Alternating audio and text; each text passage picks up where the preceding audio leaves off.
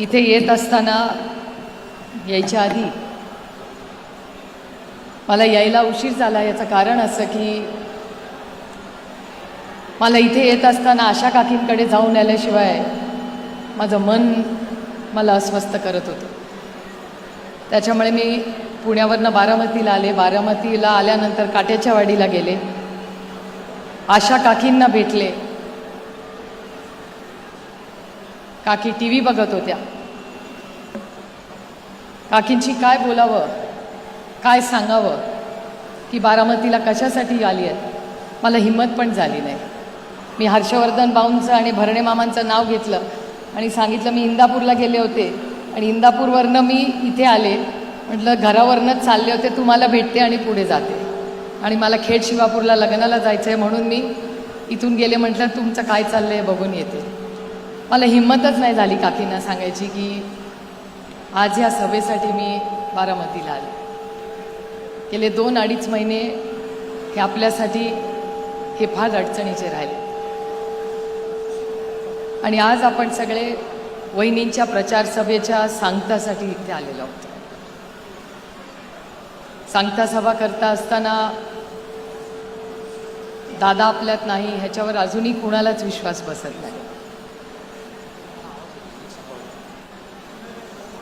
अनेक वेळा असं वाटतं एखादं काम जिल्ह्यातलं राज्यातलं असेल की अरे दादाच्या ऑफिसला फोन करा, पण दादा नाही.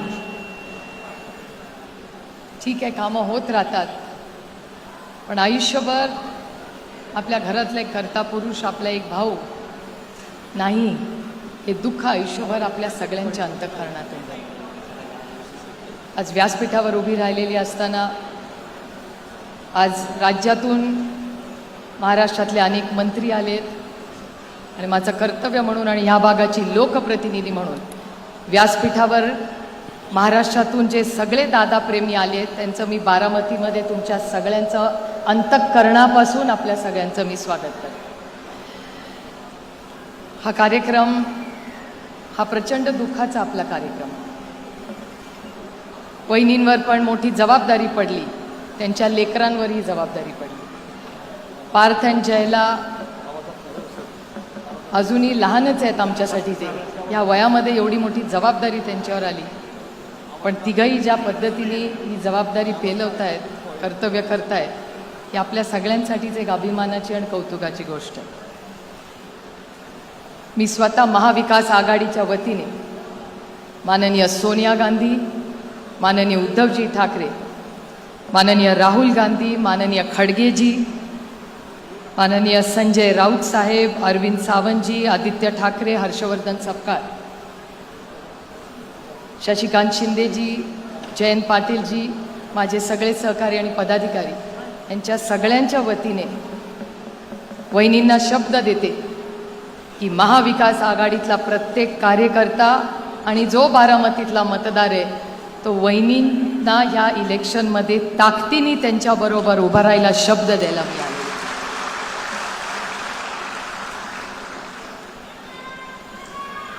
गेले 6 दशक बारामतीकरांचं आणि पवार कुटुंबाचं एक वेगळं नातं आहे.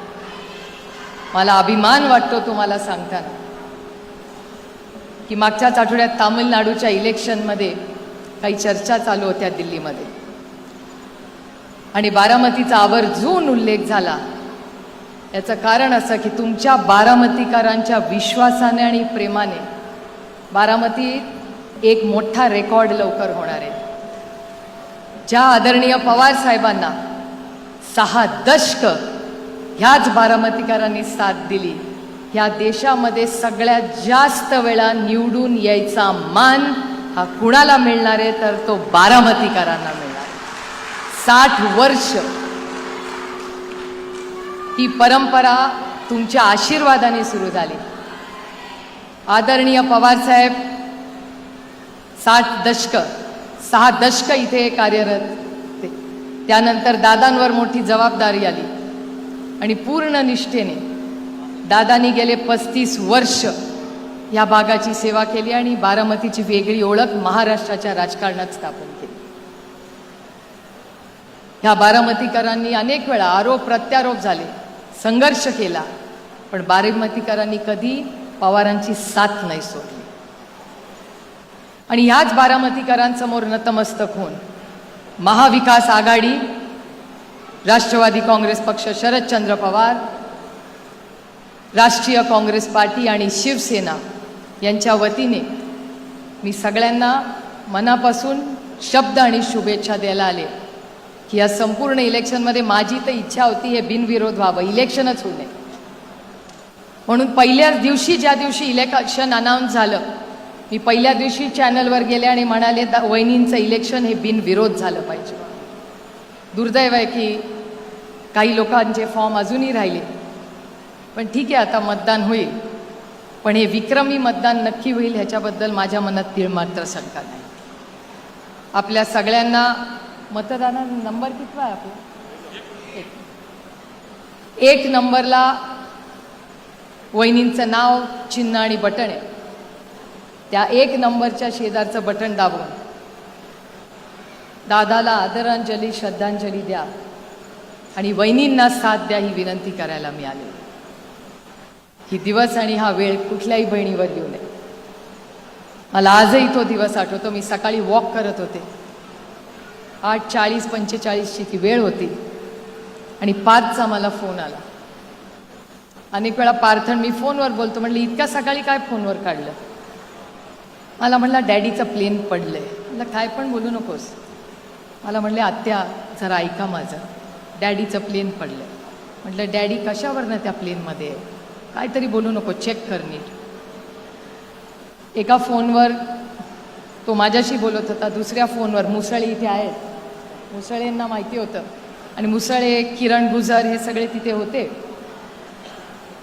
आणि तिथून ते व्हिडिओनी पार्थला दाखवत होती ही घटना झाली. आजही असं डोळे बंद करून गेलं वाटतं की काय तो दिवस होता, काय ती परीक्षा आहे, काय झालं की ही अशी घटना किंवा हा दिवस आपल्यावर आला. आजही मला विश्वास बसत नाही. ते प्लेन बघायची हिंमत मी पण केली नाही. त्या दिवशी हेलिकॉप्टरने मी आणि वहिनी एकत्र आलो. वहिनींना माझ्यात ते हिंमत पण नव्हती. पार्थ म्हणला बघायचं आहे, म्हणलं मला नाही हिंमत बाबा बघायची ती. मी डोळे बंद केले तेव्हा, कारण का मला अजूनही अपेक्षा होती की कदाचित त्या विमानात दादा नसेलच आणि असला तर दादा त्याच्यातून चालत बाहेर येईल. आपण कशाला वाईट विचार करायचा. पण झालं ते झालं. आपण आता एक शब्द सगळ्या बारामतीकरांनी एकामेकाला दिला पाहिजे की दादाची जी स्वप्न आहेत ती आपण सगळी एकत्र मिळून पूर्ण करू.